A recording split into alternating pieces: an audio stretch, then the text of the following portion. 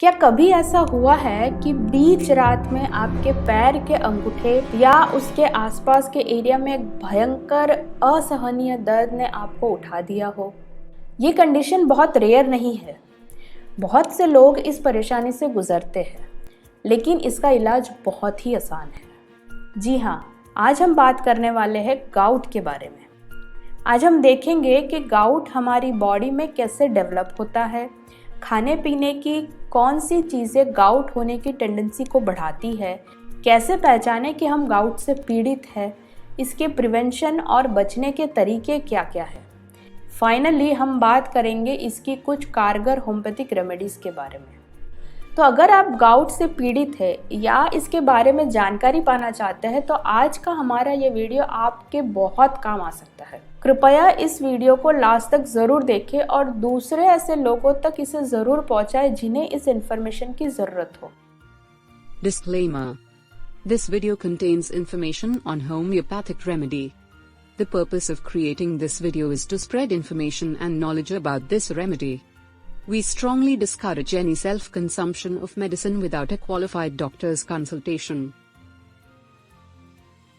Visual designers के इस नए वीडियो में आपका स्वागत है। मैं हूं डॉक्टर डिम्पल दलाल और आज हम बात करेंगे गाउट के बारे में, जो कि आर्थराइटिस का एक कॉमन और कॉम्प्लेक्स फॉर्म है। तो आइए पहले समझते हैं कि गाउट क्या है। गाउट इन्फ्लेमेटरी आर्थराइटिस का एक कॉमन फॉर्म है जो बहुत पेनफुल होता है। शायद आपको ये जानकर हैरानी होगी कि गाउट सिर्फ पैर के अंगूठे में ही नहीं पाया जाता, ये किसी भी जॉइंट में हो सकता है, including elbow, ankles, fingers etcetera. लेकिन पैर के अंगूठे में होने वाला गाउट सबसे कॉमन है। अब हम आते हैं उस सवाल पे जो शायद आपको सबसे ज़्यादा परेशान करता है, गाउट होता क्यों है? हम में से कई लोग जानते होंगे कि गाउट का कारण बढ़ा हुआ यूरिक एसिड होता है। इस कंडीशन को हाइपरयूरिसेमिया कहते हैं। हमारे बॉडी में कई सब्सटेंसेस होते हैं जैसे कि कार्बोहाइड्रेट, प्रोटीन्स, फैट्स एट्सेट्रा। ऐसे ही एक और सब्सटेंस का नाम है प्यूरिन। प्यूरिन्स हमारे शरीर में कई इंपॉर्टेंट काम करते हैं। हमारे बॉडी में प्यूरिन्स के दो सोर्सेस होते हैं। पहला है हमारे बॉडी में प्रोड्यूस होने वाला प्यूरिन और दूसरा है डाइटरी सोर्स, यानी खाने पीने की चीज़ों से मिलने वाला प्यूरिन। जब प्यूरिन्स का ब्रेकडाउन होता है तब हमारे शरीर में यूरिक एसिड प्रोड्यूस होता है। आमतौर पर यूरिक एसिड हमारे ब्लड में घुल जाता है और हमारे किडनी द्वारा यूरिन में चला जाता है। शरीर में यूरिक एसिड की प्रोडक्शन और एक्सक्रीशन का एक सही संतुलन बना रहता है, लेकिन कभी कभी ये संतुलन बिगड़ जाता है। लॉजिकली समझे तो ये संतुलन दो तरीके से बिगड़ सकता है। या तो हमारा शरीर बहुत अधिक यूरिक एसिड प्रोड्यूस करने लगता है या हमारी किडनी बहुत कम यूरिक एसिड एक्सक्रीट करती है। जब ऐसा होगा तब जाहिर सी बात है कि शरीर में यूरिक एसिड की मात्रा बढ़ जाएगी। ये लिमिट से ज़्यादा यूरिक एसिड जॉइंट या सराउंडिंग टिश्यू में जमा होने लगता है और sharp needle like urate crystals form करता है, जिससे उस जॉइंट में दर्द, सूजन और इन्फ्लेमेशन होने लगती है। गाउट किसी को भी हो सकता है। यदि आपके शरीर में यूरिक एसिड का लेवल ज़्यादा है तो आपको गाउट डेवलप होने की अधिक संभावना है, लेकिन नेचुरल तौर पे कुछ लोगों में गाउट होने की टेंडेंसी बढ़ जाती है। तो आइए देखते हैं कि किन लोगों में गाउट होने का रिस्क ज़्यादा होता है। इसे समझने के लिए हम कुछ रिस्क फैक्टर्स की मदद लेंगे। पहला है एज। गाउट एडल्ट्स में बहुत कॉमन है और शायद ही कभी बच्चों में अफेक्ट करता है। बढ़ती उम्र के साथ गाउट होने की टेंडेंसी भी बढ़ जाती है। दूसरा फैक्टर है जेंडर। पुरुषों में गाउट होने की संभावना ज़्यादा होती है, मुख्यतः क्योंकि महिलाओं में यूरिक एसिड का लेवल कम होता है।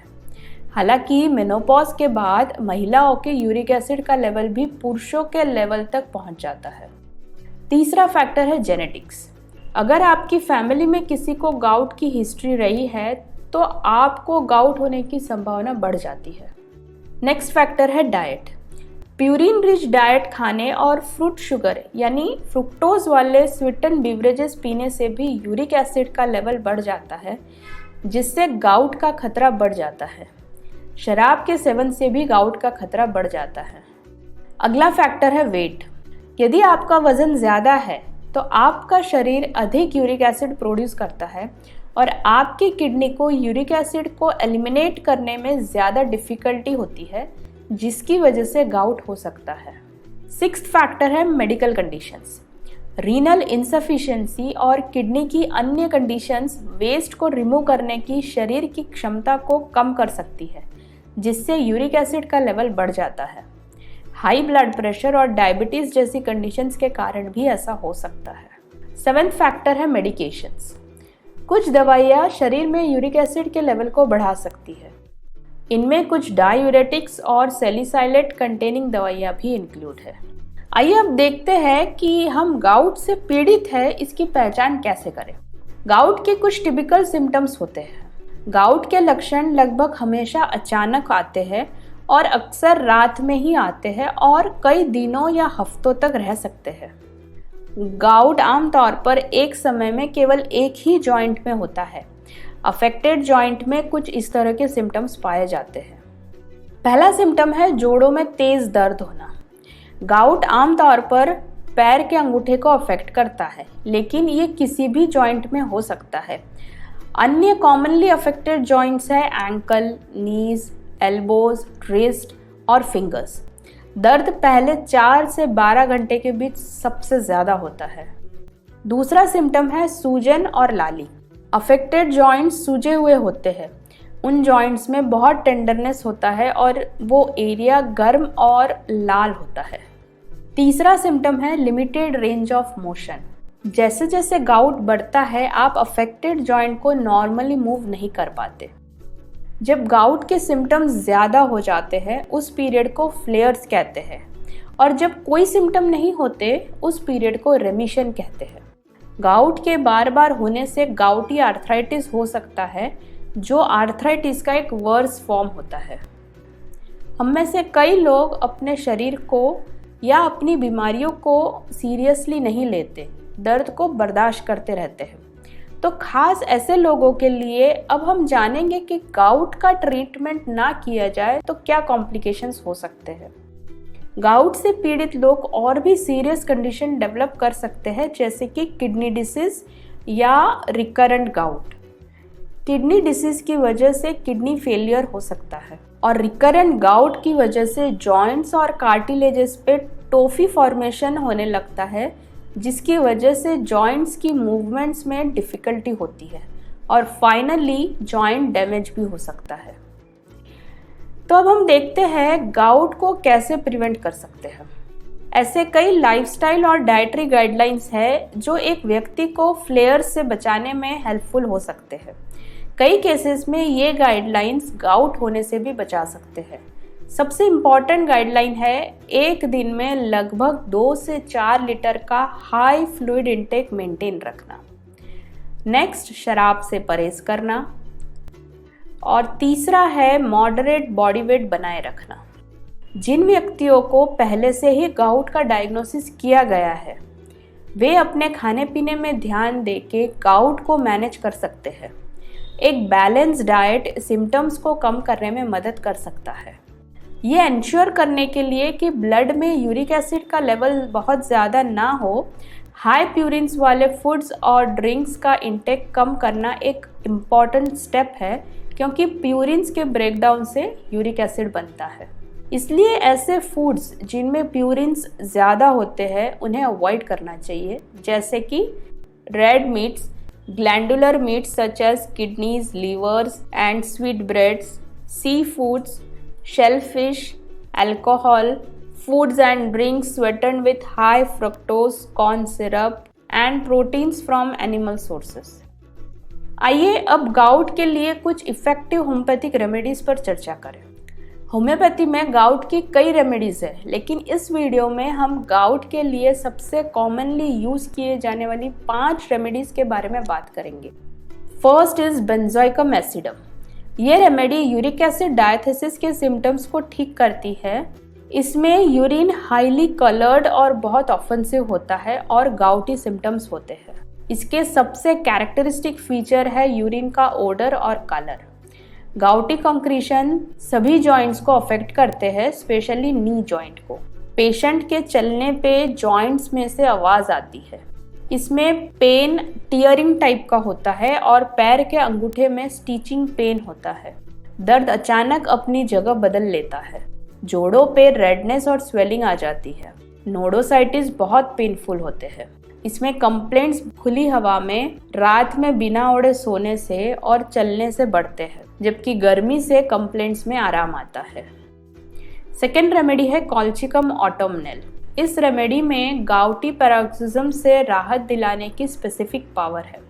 इसमें अफेक्टेड पार्ट्स लाल, गर्म और सूजे हुए होते हैं। अफेक्टेड पार्ट्स में टियरिंग पेन होता है। पैर के अंगूठे में इन्फ्लेमेशन होती है और गाउट एडियो में पाया जाता है। अफेक्टेड पार्ट्स टच और मोशन के प्रति बहुत सेंसिटिव होते हैं। अफेक्टेड जॉइंट को छूने पर पेशेंट दर्द से चीखता है। इसमें वार्म वेदर में, शाम में और रात में दर्द बढ़ जाता है। आराम करने से और लेटने से दर्द कम होता है। थर्ड रेमेडी है फॉर्मिका रूफा। इसमें क्रॉनिक गाउट और जोड़ों में अकड़न होती है। ज़्यादातर राइट साइड अफेक्ट होती है। इसमें पेन अचानक ही शुरू होता है और एक जगह से दूसरी जगह पर जाता है। चलने से दर्द बढ़ता है और गर्मी से, प्रेशर से, आधी रात के बाद और रबिंग से दर्द कम होता है। अब देखते हैं फोर्थ रेमेडी, दैट इज लेडमपाल। इस रेमेडी में गाउट पैरों में शुरू होता है और ऊपर की ओर बढ़ता है। पैर की उंगलियां, हाथों की उंगलियां, एंकल और रिस्ट जैसे स्मॉल जॉइंट्स अफेक्ट होते हैं। जॉइंट्स सूजे हुए और गर्म होते हैं। इन्फ्लेम पार्ट्स लाल हो जाते हैं और रात में बहुत दर्द होता है। जोड़ों में पेनफुल हार्ड नोड्यूल्स होते हैं। पेशेंट बिस्तर की गर्मी बर्दाश्त नहीं कर सकता और वो ओढ़ना भी नहीं चाहता। जोड़ों में अकड़न होती है और ठंडा पानी लगाने के बाद ही उन्हें हिलाया जा सकता है। बिस्तर की गर्मी रात में और चलने पर एग्रेवेशन होता है और ठंडे पानी या बर्फ़ के ठंडे पानी में पैर रखने से उन्हें आराम आता है। फाइनली फिफ्थ रेमेडी है लिथियम कार्ब। इस रेमेडी में उंगलियों जैसे छोटे जोड़ों में स्वेलिंग और टेंडरनेस होती है। चलते समय एंकल्स में पेन होता है। जोड़ों में स्टीफनेस और नोडुलर स्वेलिंग होती है। कंप्लेंट्स सुबह में ज़्यादा होती है और गर्म पानी से आराम आता है। तो दोस्तों, ये थी गाउट के बारे में कुछ जानकारी। अगर आपको ये वीडियो पसंद आया हो तो प्लीज़ इसे लाइक और शेयर करना ना भूलें। यदि अभी तक आपने हमारे चैनल को सब्सक्राइब नहीं किया है तो प्लीज़ डू सो नाउ। हमें कमेंट करके अपना फीडबैक ज़रूर दीजिएगा। Thanks for watching. बाय।